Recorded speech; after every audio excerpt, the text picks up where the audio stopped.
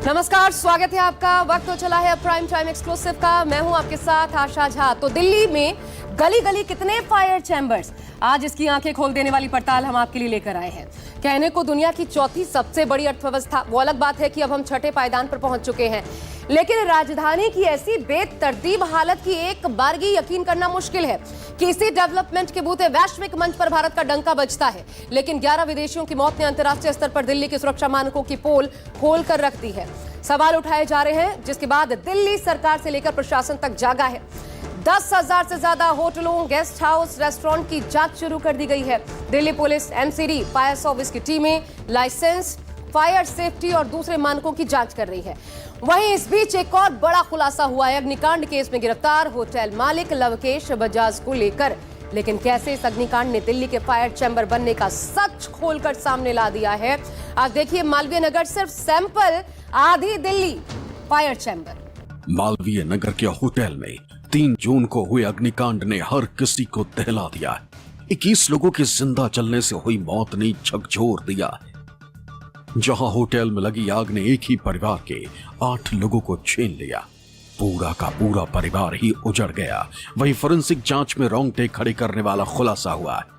पता चला है कि एक अफ्रीकी कपल के शव बचाव दल को बाथरूम में मिले, जहां दोनों एक दूसरे को गले लगाए हुए थे। दोनों ने एक दूसरे को कसकर पकड़ रखा था और महिला का सिर पति के कंधे पर टिका हुआ था। इसी हालत में दोनों की दम घुटने से मौत हो गई। इस भयावह अग्निकांड के बाद अब दिल्ली सरकार और प्रशासन जागा है। दिल्ली के तमाम इलाकों में चल रहे ऐसे 10,000 से ज्यादा वैध अवैध होटलों, गेस्ट हाउस और बेड एंड ब्रेकफास्ट रेस्टोरेंट की जांच शुरू कर दी गई। दिल्ली पुलिस, फायर सर्विस और एमसीडी की कई टीमें गठित की गई। टीमें होटल्स, गेस्ट हाउस, रेस्टोरेंट में जाकर एमसीडी लाइसेंस, फायर एनओसी, कमरों की संख्या, आपात स्थिति में निकासी, आग या किसी आपदा में बचाव के साधन, आग बुझाने के इंतजामों और पानी की व्यवस्था की जांच कर रही है। अवैध निर्माण पर बुलडोजर एक्शन भी शुरू किया गया। इस तरह की और घटनाएं ना घटें, इसके पूरे प्रबंध किए जा रहे हैं। वहाँ पे सीलिंग और वहाँ पे जो इंस्पेक्शन का ड्राइव चल रहा है, जिसमें हमारे डीसी, डीएम, पुलिस अधिकारी और फायर डिपार्टमेंट के अफसर, ये सब लोग लग के उस क्षेत्र का जो है निरीक्षण कर रहे हैं।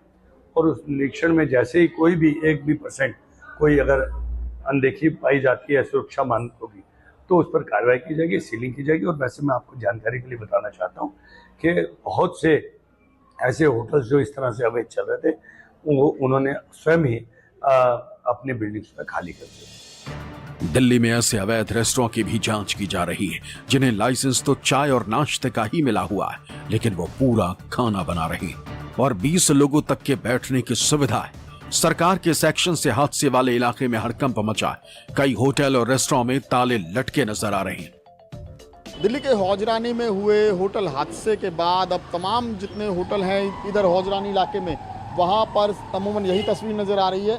तमाम होटलों के दरवाजे लॉक हैं और जो जानकारी मिल रही है कि कोई भी शख्स यहाँ पर नहीं है। ये होटल वीनस इन है। इसी तरीके से मेन रोड पर जो 3 होटल हैं उनमें भी इसी तरह की तस्वीर नज़र आ रही है। किसी ने अंदर से चेन लगाकर बंद किया हुआ है, किसी ने जो है वो अंदर से गेट लॉक करके शटर डाउन कर दिए हैं। और हर होटल की अगर मैं तस्वीर दिखाऊं तो हर होटल इसी तरीके से नज़र आ रहा है। होटल वीनस इन जो है हौजरानी का, इसी तरीके से जो मेन रोड पर 3 होटल मेन उसी शख्स के हैं जिसके लवकेश बजाज के होटल में जो है वो हादसा हुआ, जिसमें 21 लोगों की जान चली गई, जिनमें से जो एक होटल है ग्रीन रेजिडेंसी, वहाँ पर भी अमूमन यही हालत है। हमने खुद तस्वीरें देखी हैं कि 2.5 से 3 फीट की जो है वो स्टेयर्स हैं, बहुत पतली पतली, और जो कॉरिडोर है वो भी बहुत सकरा कॉरिडोर है। कि ये इसी तरीके से मेन रोड पर है होटल फ्लरिशिन।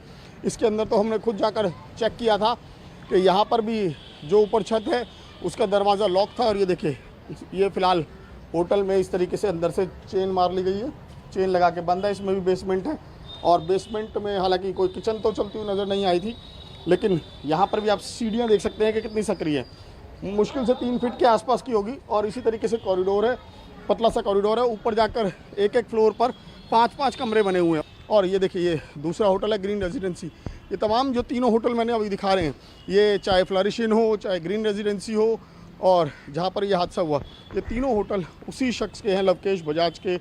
और लवकेश बजाज ने हालांकि ये कहा है कि उसे किसी ने कहा था कि दिल्ली में सब चलता है और इस सब चलता है कि तर्ज पर उसने यहाँ पर तमाम अवैध निर्माण कराया। और देखिए इस होटल की भी अगर मैं तस्वीर दिखाऊं, फिलहाल यहाँ पर भी दरवाजे बंद हैं, लॉक है, अंदर से शटर बंद है।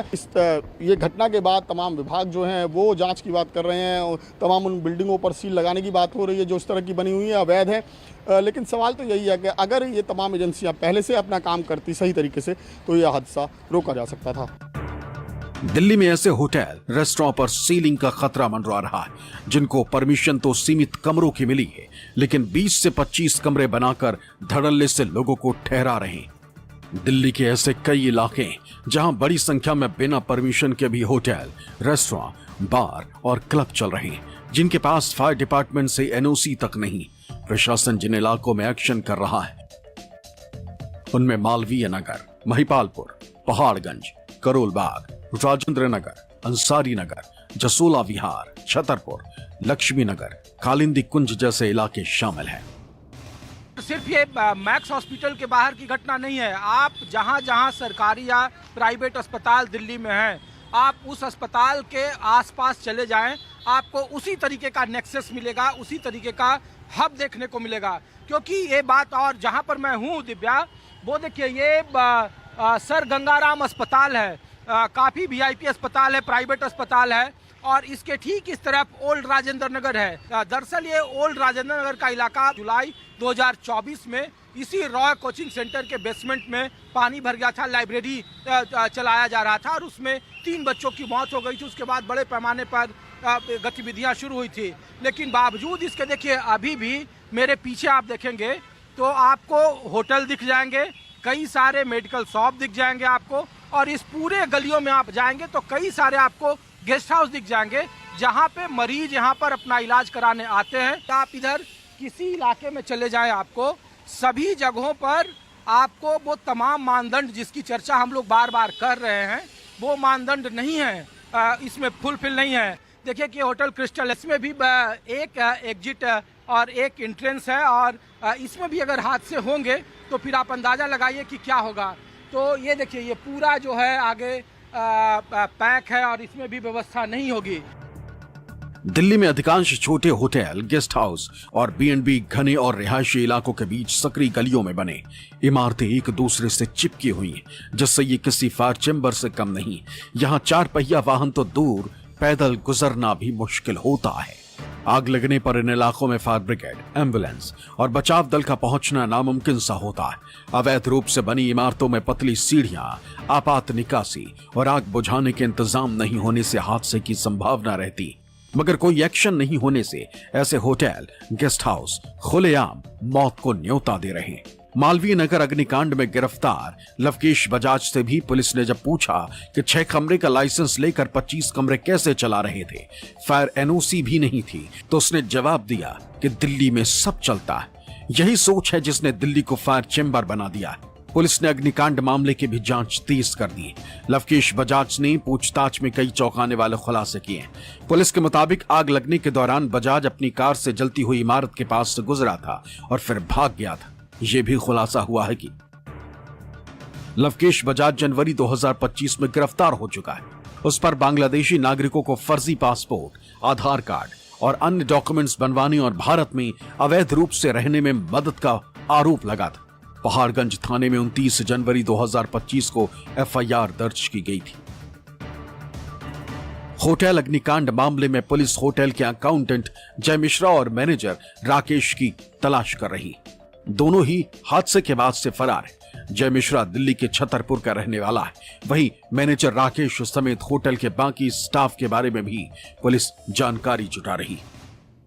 पुलिस की जांच में एक और खुलासा हुआ है कि लवकेश बजाज पर इससे पहले भी एक मामला दर्ज किया गया था। जनवरी 2025 में लवकेश बजाज पर आरोप था कि उसने एक शख्स को जो बांग्लादेश का रहने वाला था उसको फर्जी पासपोर्ट और डॉक्यूमेंट्स मुहैया कराए, जिसके बाद जो है लवकेश बजाज की गिरफ्तारी भी हुई थी। बाकायदा उसे 15 दिन जेल में भी रहना पड़ा था और ये मामला अभी भी कोर्ट में लंबित है। तो फिलहाल जो पुलिस है वो पूरे मामले की छानबीन कर रही है और इस पुराने मुकदमे से ये बात तो साफ होती है कि लवकेश बजाज पहले से ही फर्जी कामों में लिप्त रहा है और जिस तरीके से इस होटल में कई अनियमितताएं पाई गई जिसके चलते जो हादसे में इतने लोगों की जान गई, वो अपने आप में एक बार फिर से उसी तरफ इशारा कर रहे हैं जो लवकेश बजाज ने पुलिस को स्टेटमेंट भी दिया और सीधा कहा कि दिल्ली में सब चलता है।